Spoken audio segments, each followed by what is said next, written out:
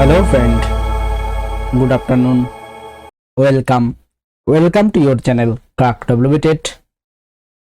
Primary interview related একটি গুরুত্বপূর্ণ বিষয় যেটি সকলেই এড়িয়ে যায় বা অনেকেই কিন্তু বিষয়টিকে মন দিয়ে দেখে না, সেটা হচ্ছে বুক অ্যানালিসিস। বুক অ্যানালিসিস বর্তমান সময় ইন্টারভিউয়ের ক্ষেত্রে একটি গুরুত্বপূর্ণ ভূমিকা রয়েছে। এজন্য বইয়ের সবগুলো প্রত্যেকের জানা প্রয়োজন। সেই রকমই কিন্তু আমরা ক্লাস সমস্ত প্রাথমিকের যে সমস্ত ক্লাসগুলি রয়েছে সেখানে সমস্ত বইয়ের অ্যানালিসিস করেছি। তো আজকে আমরা কিন্তু ক্লাস থ্রির পাতাবাহার বইটিতে কি কি প্রাথমিক বিষয় আছে, কি কি দিকে ফোকাস রাখা হচ্ছে সেটা কিন্তু অলরেডি পার্ট 1-এ আলোচনা করেছি। এর আগের ভিডিওতে তোমরা সেটি পেয়ে যাবে, যারা দেখোনি তারা অবশ্যই দেখে নিয়ে তারপর এই ভিডিওটি দেখবে। আজকে আমরা ঠিক ডিরেক্ট বইটিতে যাচ্ছি না, কিন্তু বইটিতে যে যে বিষয় লক্ষ্য রাখা হয়েছে, যে যে শিক্ষা দেওয়ার চেষ্টা করা হয়েছে সেগুলিকে আমরা অ্যাট এ গ্লান্স তুলে ধরবো তোমাদের সামনে। তো প্রথমেই যে প্রাথমিক শিক্ষা পর্ষদ তার যে অফিসিয়াল যে অ্যাড্রেস সেটি জানতে হবে, বইটির প্রচ্ছদ অলঙ্করণ জানতে হবে, এবং যেহেতু প্রিভিয়াস ইন্টারভিউতে প্রচ্ছদ অলঙ্করণ জিজ্ঞাসা করা হয়েছে, এবছর কিন্তু অন্যান্য প্রশ্নগুলিও আসতে পারে, সেগুলি পার্ট 1-এ আমরা আলোচনা করেছি। তো আজকে আর তাই নিয়ে সেগুলি নিয়ে আলোচনা করব না, ডিরেক্ট আমরা বিষয়ে চলে যাচ্ছি। তো এখানে আগের দিনই তোমাদের কম বেশি বলে দিয়েছিলাম যে ক্লাস 3-র যে পাতাবাহার বইটি সেটিতে কিন্তু প্রচলিত গল্পকথার জগৎ, বইটির মূল ভাবমূল কিন্তু প্রচলিত গল্পকথার জগৎ। তো এই বইটি মূলত তৈরি হয়েছে কিন্তু 2005 শিক্ষার অধিকার আইন এবং 2009 অর্থাৎ এনসিএফ 2005 এবং আরটিই 2009, এই দুটো সম্পর্কেও কিন্তু তোমাদের একটু জানতে হবে। ডিটেলস ভিডিও কিন্তু আমাদের প্লেলিস্টে দেওয়া আছে, তোমরা অবশ্যই দেখে নিও। তো এখানে এই এনসিএফ এবং আরটির উপর ডিপেন্ড করে কিন্তু বইটি তৈরি করা হয়েছে এবং বইটির ভাবমূল প্রচলিত গল্পকথার জগৎ। দেখো এখানে কি বলেছে, ছোটরা এই বইয়ে নিকোবরি, মারাঠি, সাঁওতালি প্রভৃতি নানান উপকথা যেমন বাংলায় পড়বে, তারই সঙ্গে মজার ছড়া, কবিতা, সাহসিকতার গল্প, মনীষীদের কথা, নদীর গল্প, স্বদেশ কথা, স্বপ্নের কাহিনী, প্রতিবাদের গল্প, এমনই নানা বিচিত্র বিষয় পড়বে। তো আমি একবার তোমাদের সেই সূচিপত্রে নিয়ে যাই যে আমরা যেগুলি বললাম, কি কি বললাম, যে নিকোবরি, মারাঠি, সাঁওতালি এবং নানান উপকথার গল্প পড়বে, মজার ছড়া, কবিতা, সাহসিকতার গল্প, মনীষীদের গল্প, নদীর গল্প। আমরা চলে যাই একবার সূচিপত্র তোমাদের সাথে শেয়ার করি। দেখো সূচিপত্র যদি তোমরা খেয়াল করো তাহলে দেখো নদী নিয়ে যেটি আমি তোমাদের বললাম পঞ্চম পাঠে কিন্তু রয়েছে, পর্যটন রয়েছে, এছাড়া নদী রয়েছে, যে শক্তি চট্টোপাধ্যায়ের যে নদী নিয়ে কবিতাটি রয়েছে সেটিও কিন্তু এখানে রয়েছে। শুধু তাই নয়, মনীষীদের নিয়ে যে কথা, অর্থাৎ পরিবেশ সম্পর্কে সচেতনতার জন্য গাছেরা কেন চলাফেরা করতে পারে না, এটি কিন্তু আমি ডেমোর জন্য বলেছিলাম, পার্ট 1-এ সম্পূর্ণ আলোচনা করে দিয়েছি, একবার দেখে নিও। আচ্ছা, একে অপরের সাথে যাতে মিলেমিশে থাকা যায় তার জন্য কিন্তু এরকম একটা উপদেশমূলক হিংসুটি একটা গল্প রয়েছে, খুবই সুন্দর, একা থাকতে নেই, এটিও কিন্তু খুবই একটা ভালো একটা গল্প রয়েছে। এরপরে দেখো মনীষী সত্যেন্দ্রনাথ দত্তের লেখা, এখানে তোমরা দেখতে পাচ্ছ অন স্ক্রিনে, দেশের মাটি অর্থাৎ দেশাত্মবোধক কিন্তু একটা বিষয় কিন্তু এখানে রয়েছে, সমস্ত বিষয় কিন্তু এখানে রয়েছে। আমি একবার তোমরা এছাড়া যে পুরনো যে গল্প যার মধ্যে রয়েছে কে ছিলেন এসব, পান্তাবুড়ি, এগুলি কিন্তু অনেকেই ছোটবেলা থেকে জেনে এসেছো। তো এইগুলি কিন্তু এখানে রয়েছে, যেটি আমি তোমাদের দেখালাম, আমাদের বোঝার জন্য কিন্তু সূচিপত্রটাও সামনে এনে দেখিয়ে দিলাম। এই বইটির যে প্রচ্ছদ অলঙ্করণ করেছেন কিন্তু দেবব্রত ঘোষ, এটি কিন্তু খুবই গুরুত্বপূর্ণ একটি বিষয়। চলে যাই আমরা যে জায়গায় ছিলাম। তো এখানে কিন্তু রয়েছে যে দেখো এই বিষয়গুলিকে আবার বিভিন্ন পাঠে ভাগ করা হয়েছে, সেই সমস্ত পাঠগুলি আবার ছড়া, গান এবং গল্প দিয়ে তুলে ধরা। এরা তুলে ধরে বিভিন্ন রকম মূল্যবোধ কিংবা অনুভূতি, আমরা সূচিপত্র দেখলেই একবার বুঝতে পারবে বিষয়টি। যেমন প্রথম পাঠটির মূল ভাব হলো কাজ ও তার মর্যাদা। তো এখানে দেখো কাজ ও তার মর্যাদা, প্রথম পাঠ, আমরা একটু প্রথম পাঠে চলে যাই, কাজ ও তার মর্যাদা। চলে যাই প্রথম পার্টে, দেখি প্রথম পার্টে কি রয়েছে। তো এখানে যে প্রথম পার্টটি রয়েছে দেখো সত্যি শোনা।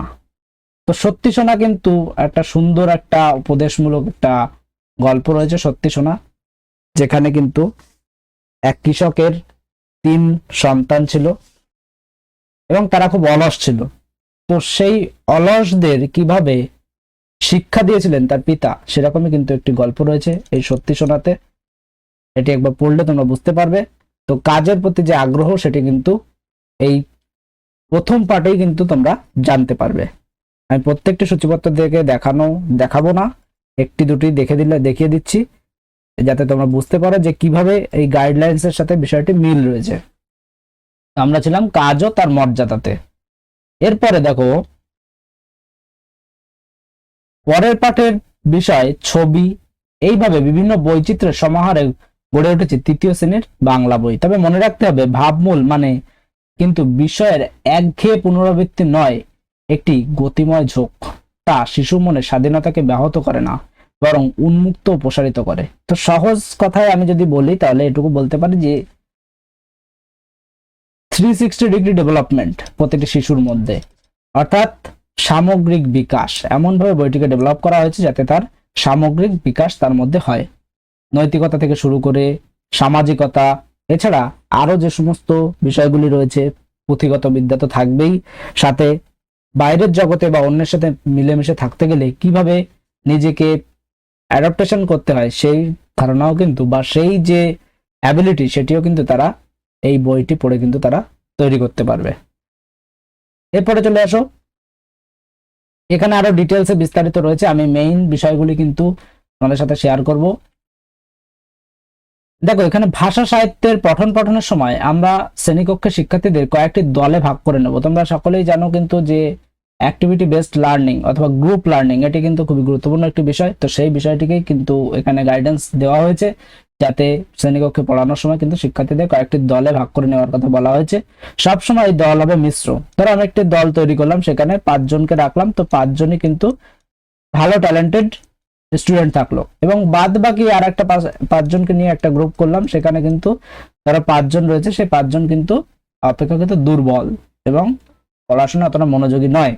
তাহলে কিন্তু এরা এই দলটি কিন্তু বসে থাকবে এবং এই দলটি কিন্তু সুন্দরভাবে পড়াশোনা করবে, সেটি করা যাবে না।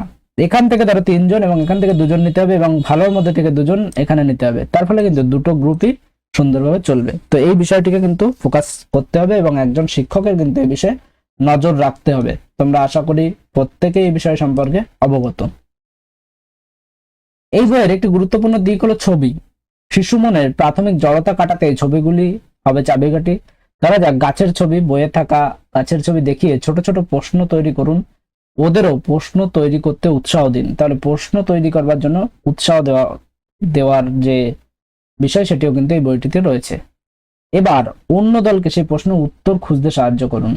তাহলে কি হবে, নিজে নিজে প্রশ্ন করবে এবং নিজেরাই প্রশ্নের উত্তর দিতে চেষ্টা করবে। অর্থাৎ আমরা কিন্তু একটি স্কিল ছিল যে প্রশ্নকরণে উৎসাহীকরণ, তো সেটির কিন্তু প্রয়োগ করানো হয়েছে এই জায়গায়, অর্থাৎ এই বইতে কিন্তু তার প্রয়োগ রয়েছে। ছবিতে দেখা গাছের সঙ্গে আসল গাছের মিল আর অমিল নিয়ে ছোট ছোট প্রশ্ন করুন, ওদের কাছ থেকে উত্তর খুঁজুন, গাছের ছবি আঁকতে বা প্রশ্নোত্তরের ঢঙে লিখতে উৎসাহ দিন। তো এগুলি আসলে যদি তোমরা জানো, অনেকে ভিডিও দেখতে দেখতে মনে করতে পারো যে এগুলি আমার জেনে কি হবে, আমি তো ইন্টারভিউ দেবো। আমি একটু কথা বলি, এই বিষয়গুলি যদি তুমি জানো তাহলে তোমার কাজ কিন্তু দীর্ঘস্থায়ী, অর্থাৎ দীর্ঘস্থায়ী সময়ের জন্য কিন্তু তোমার অ্যাবিলিটি তৈরি হবে, যার ফলে দেখা গেল এই প্রশ্ন নয় অন্য কোনো প্রশ্ন যদি তোমাকে করা হয় তার সঠিক অ্যান্সার কিন্তু তুমি দিতে পারবে। বাদ বাকিটা তোমাদের চয়েস, তোমরা চাইলে কন্টিনিউ দেখতে পারো, স্কিপও করে যেতে পারো, সেটা সম্পূর্ণ তোমাদের ব্যক্তিগত ব্যাপার।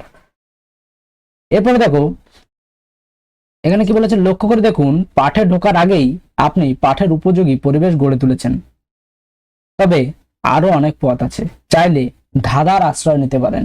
গাছকে নিয়ে ছোট একটা ধাঁধা বানিয়ে নিয়ে বললেন, বলতো এটা কি। ধরো কোনো একটা বিষয় পড়াবো যে গাছেরা কেন চলাফেরা করতে পারে না, তো আমি ক্লাসরুমে গেলাম, ক্লাসরুমে গিয়েই শিক্ষার্থীদের আমি বলে বসলাম যে তোমরা ধরো আমাদের যে গতানুগতিক যে টেকনিক আমরা সব কম বেশি সকলেই অ্যাপ্লাই করি, সকলে কেমন আছো? প্রত্যেকে ভালো আছো নিশ্চয়ই, আমিও ভালো আছি। এই যে বিষয়টি অ্যাপ্লাই করো, ভালো কথা, সবে ঠিক আছে। তারপরেই বলে বসলে যে আজকে আমি তোমাদের বলো তো কি পড়াবো, গাছেরা কেন চলাফেরা করতে পারে না, এটা পড়াবো। তো এটি যদি তুমি না করে তাদের সাথে গিয়েই এমনি বসে তাদের ভালো মন্দ তাদের সাথে জিজ্ঞাসা করে তাদেরকে যদি বলতে বলতে পারো যে তোমরা আজকে তো আমরা দুপুরবেলা মিড ডে মিল খাবো, মিড ডে মিলে আজকে সয়াবিন হচ্ছে, খুব ভালো লাগে তাই তো, তাহলে ভালো করে আমরা খাই। আচ্ছা, আমি একটা জিনিস তোমাদেরকে শেয়ার করি, একটা গল্প করি। ধরো আমি আমি একটা জীব, আমার হাত নেই, আমার পা নেই, কিন্তু আমি শ্বাস প্রশ্বাস নিই, আমি খাবার তৈরি করতে পারি। রৌদ্রের সময় আমি কিন্তু রোদের মধ্যেও দাঁড়িয়ে থাকতে পারি, আমি আবার ছায়াও দিতে পারি। তাহলে আমি কিন্তু আবার খাবারও খাই। তাহলে বলো তো আমি কে? তখন তারা দেখা গেল অনেকেই কিন্তু উত্তর করে বসবে, আমি গাছ। তারপর গাছের সম্পর্কে তুমি একটু গল্প করবে, দেখবে দু একটা ফুল গাছ সম্পর্কে গল্প করতে পারো, তারাও বলবে যে আমার বাড়িতে এই ফুল গাছ আছে, ও ফুল গাছ আছে। এইভাবে তোমরা ধীরে ধীরে সেই পাঠের মধ্যে নিয়ে গেলে যে গাছেরা কেন চলাফেরা করতে পারে না, এই টপিকটিতে প্রবেশ করতে হবে। মানে ওই টপিকে যাবে, কিন্তু তাদের বুঝতে দেবে না যে গাছেরা, তুমি ধাঁধাটা জিজ্ঞেস করলে তারা ধাঁধার অ্যান্সার দিল। এইবার যখন তুমি বললে যে গাছ গাছ বললো বললো যখন তারা, তখন তুমি বলতে পারো যে আচ্ছা, গাছ আর মানুষের মধ্যে ডিফারেন্সটা কোথায়? আমরা তো খাবার খাই, গাছেরাও খাবার খায়, খুব ভালো কথা। কিন্তু মানুষ, আজকে তুমি কালকে স্কুলে আসোনি কেন? আচ্ছা, কালকে তুমি কুটুম বাড়ি বেড়াতে গেছিলে তাই তো, কিন্তু গাছেরা তো যায় না, গাছ তো সবসময় এক জায়গায় দাঁড়িয়ে থাকে। কেন বলো তো? গাছের কি পা নেই? তখন তারা কিন্তু উত্তর দেবে যে গাছ কিন্তু চলতে পারে না, মানুষ চলতে পারে। তো এই বিষয়টাকে খেয়াল রেখে কিন্তু তোমরা ধীরে ধীরে পাঠে প্রবেশ করতে পারো যে গাছেরা কেন চলাফেরা করতে পারে না। আমি জাস্ট একটা এক্সাম্পল বলার জন্যই এত কথা তোমাদের সাথে শেয়ার করলাম। তো এইরকম ভাবে কিন্তু ইউনিকনেস আনতে হবে নিজের মধ্যে। এবং আরেকটি বিষয় বলি, অনেকে ইউটিউব দেখে বা বিভিন্ন জায়গা থেকে কিন্তু গতানুগতিক একদম ওরকম ইউটিউবে ওরকম করাচ্ছে, আমি ওরকম শিখিনি, এই জিনিসটা কিন্তু অ্যাভয়েড করার চেষ্টা করো, তাহলে কিন্তু তোমার নাম্বারটা বেশি হবে। কারণ যারা ইন্টারভিউয়ার তারাও কিন্তু জানে যে প্রত্যেকে এতগুলো স্টুডেন্টে যখন ইন্টারভিউ নেবে, তারা কিন্তু বারবার বারবার দেখতে পারবে যে কে কি রকম ইন্টারভিউ দিচ্ছে, কে কেমন ডেমো দিচ্ছে। একই রকম ডেমো বারবার বারবার দিলে কিন্তু তারা বুঝে যাবে যে এটি কিন্তু কোথাও না কোথা থেকে কিন্তু মুখস্থ করে এসছে, বা এর মধ্যে কিন্তু নিজস্বতা নেই। তারা কিন্তু সুন্দরভাবে এটিকে বুঝে যাবে। তো সেই নিজস্বতা রাখবেন, প্রত্যেকটি জিনিসের নিজস্বতা রাখবেন, এটি হচ্ছে মূল কথা। তারপরে কি বলেছে দেখো, তাই আমরা সবসময় বিভিন্ন মজার আর আনন্দদায়ক খেলায় তাকে জড়িত রাখবো। খেলার মাধ্যমে আমরা তাদের শিক্ষা দেবো, এটি তো তোমরা সকলেই জানো, আগেও বলেছি বারবার। ধরা যাক স্পষ্ট উচ্চারণে একটি দল পাঠের একটি অংশ পড়লো, সেখানে থেকে যুক্তাক্ষর বেছে নিল আর একটি দল। তারপর শ্রেণীকক্ষে সকলে মিলে যুক্তাক্ষর যুক্ত শব্দগুলি না দেখে লিখলো। আবার দলে ভাগ হয়ে সেই শব্দগুলো দিয়ে তারা বাক্য রচনা করলো মুখে মুখে। তাহলে বাক্য রচনা করার অ্যাবিলিটি কিন্তু তৈরি হলো, তাদের মধ্যে স্টক অফ ওয়ার্ডের অ্যাবিলিটি তৈরি হবে। আপনি যুক্ত বর্ণগুলো ভেঙে দিয়ে দেখালেন। ধরো কোনো জায়গায় দন্তের ন আয়ত আসলো, তাহলে সেক্ষেত্রে দন্তের ন আয়ত কি দিয়ে গঠিত? দন্তের ন প্লাস ত দিয়ে গঠিত। সেই বিষয়টিকেও কিন্তু তাদের সামনে সুন্দর করে দেখানো যেতে পারে। তো এই বিষয়গুলিকে কিন্তু এখানে বলা হয়েছে, অর্থাৎ পাতাবাহার বইতে কিন্তু এই বিষয়গুলিকে খেয়াল রাখা হয়েছে। এখানে এই যে যেমন আমি যে বিষয়টি নিয়ে বলছিলাম যে গাছ নিয়ে একটি ধাঁধা, তো এখানে দেখো আবার হয়তো ফিরে এলেন একটি ধাঁধায়। চাকা ঘোড়ায় বনব নিয়ে, হাতে নিয়ে দণ্ড, হরেক রকম বাসন বানাই, নিয়ে মাটির দণ্ড, নিয়ে মাটির মণ্ড। তাহলে বলো তো আমি কে? তাহলে আমাকে কার মতো মনে হচ্ছে, বা আমি কে? তো তখন কিন্তু তারা উত্তর দেবে কুমোর। তো এটাকে কিন্তু সুন্দরভাবে কিন্তু এভাবে নিজেকে রিপ্রেজেন্ট করে দিতে হবে, এইভাবে ছন্দে মেলাতে হবে। একটা বাস্তব কথা হচ্ছে, সবসময় নিজের মুখস্থ না থাকলে কিন্তু ছন্দে ভাবে মেলাতে পারবে না। সুতরাং যেভাবেই তুমি একটি ধাঁধা জিজ্ঞাসা করতে পারো সেভাবেই কিন্তু তুমি করতে পারো, তাহলে কোনো সমস্যার কিছু নেই। আর একটা বিষয় এখানে যে এই ক্লাস 3-তে একটি ধ্রুপদী সাহিত্য আছে, আমি কিন্তু আগের দিনও জিজ্ঞাসা করেছিলাম, কমেন্টে অনেকে উত্তর দিয়েছিলে। তো এখানে যে ধ্রুপদী সাহিত্য সেটি কিন্তু নৌকা যাত্রা, এটি কিন্তু খুবই গুরুত্বপূর্ণ একটি বিষয়। নৌকা যাত্রা আছে, নৌকা যাত্রা রয়েছে ক্লাস 3 পাতাবাহার বইতে। এটি কিন্তু একটি রবীন্দ্রনাথ ঠাকুরের একটি ধ্রুপদী সাহিত্য, খুব গুরুত্বপূর্ণ একটি বিষয়। এই যে তুমি যেটি বলছিলাম যে কাজের প্রতি আকৃষ্টের জন্য যে সত্যি শোনা গল্প, সেই গল্পের ডিটেলস কিন্তু এখানে তুলে ধরা আছে, তোমরা চাইলে একবার পড়ে নিতে পারো। অবশ্যই এটি একবার পড়ে নিও, তাহলে কিন্তু খুব ভালোই হবে।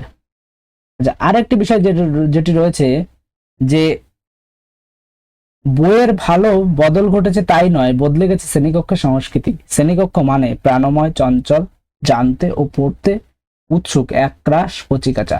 আগে কিন্তু যে পড়াশোনা পদ্ধতি সেটি কিন্তু ছিল টিচার সেন্ট্রিক, কিন্তু এখন কিন্তু হয়ে গেছে সেটি স্টুডেন্ট সেন্ট্রিক, অর্থাৎ শিক্ষার্থী কেন্দ্রিক হয়ে গেছে। আগে কিন্তু শিক্ষক কেন্দ্রিক ছিল, এই কারণে শিক্ষক এক জায়গায় বসে থাকতো এবং শিক্ষার্থীরা শিক্ষক যা বলতো সেটি কিন্তু শিক্ষার্থীরা শুনতো। কিন্তু এখন কিন্তু উল্টো, শিক্ষক একজন ফ্যাসিলিটেটর, শিক্ষার্থীরা চেষ্টা করবে, কোনো কিছু বোঝার চেষ্টা করবে এবং শিক্ষক সেটিকে কিন্তু সহযোগিতা করবে। এটি কিন্তু বুঝতে হবে, এটি কিন্তু একটি বিশেষ বেসিক পার্থক্য। আচ্ছা, এরপরে আর যে বিষয়টি তোমাদের জানতে হবে, শিক্ষার্থীকে নিয়মিত হাতের লেখা দিতে হবে। হাতের লেখা অভ্যাসের পাশাপাশি যেন 3 লাইনে হাতের লেখার বিষয়টি নিয়ে শিক্ষার্থীদের ছবি আঁকবে। কি বলছে যে হাতের লেখা অভ্যাস তো করতেই হবে এবং শেষ 3 লাইনে হাতের লেখার বিষয়টি নিয়ে শিক্ষার্থী ছবি আঁকবে। তো দেখা গেল শেষ 3 লাইনে যেটি লেখা থাকবে সেটি নিয়ে কিন্তু একটা ছবি আঁকতে হবে। এর ফলে কিন্তু তার কল্পনা জগতের অনেক ডেভেলপ হবে। এই জন্য কিন্তু হাতে কলমে এই অংশ কিন্তু দেওয়া আছে প্রতিটি চ্যাপ্টারের শেষে। আর একটি বিষয় যেটি রয়েছে পাঠ্যসূচিতে, কিন্তু কয়েকটি গান রয়েছে। গানগুলিও কিন্তু যেমন এখানে রয়েছে গাছেরা কেন চলাফেরা করতে পারে না, গাছ বসাবো জুঁই ফুলের রুমাল, এগুলো কিন্তু ডেমোর জন্য আমি বলেছি। এবং এখানে যে গান রয়েছে আমরা চাষ করি আনন্দে, এটি কিন্তু একটা রবীন্দ্রনাথ ঠাকুরের গান রয়েছে, সেই গানটিও কিন্তু তোমরা ডেমো হিসাবে দিতে পারো। মানে নর্মালি কিন্তু ডেমো দেবে না, যদি গান জিজ্ঞাসা করে তাহলে কিন্তু তোমরা এটিকে দিতে পারো। আরেকটা বিষয় যে কোন মাসে কোন কোন চ্যাপ্টার কমপ্লিট করতে হবে সেগুলি এখানে দেওয়া আছে, খুব গুরুত্বপূর্ণ নয়, এই কারণে আমি তোমাদের সাথে শেয়ার করছি না। তোমাদের যদি প্রয়োজন হয় তোমরা স্ক্রিনশট নিয়ে একবার দেখে নিতে পারো। এগুলি তোমরা টিচার হয়ে যাওয়ার পর তারপর একবার যখন স্কুলে পড়াবে তখন এই বিষয়গুলিকে একবার দেখে নিও। তো এই ছিল গুরুত্বপূর্ণ আপডেট। এর পরের দিন আমরা এই বইয়ের ডিটেলস বিষয় অর্থাৎ বইতে কি আছে সেগুলি আমরা নিয়ে আলোচনা করব। আজ এ পর্যন্তই। ভিডিওটি ভালো লাগলে একটি লাইক করে দিও, বন্ধুদের মধ্যে শেয়ার করে দিও। চ্যানেলে নতুন হলে চ্যানেলটিকে অবশ্যই সাবস্ক্রাইব করে নিও। Thank you.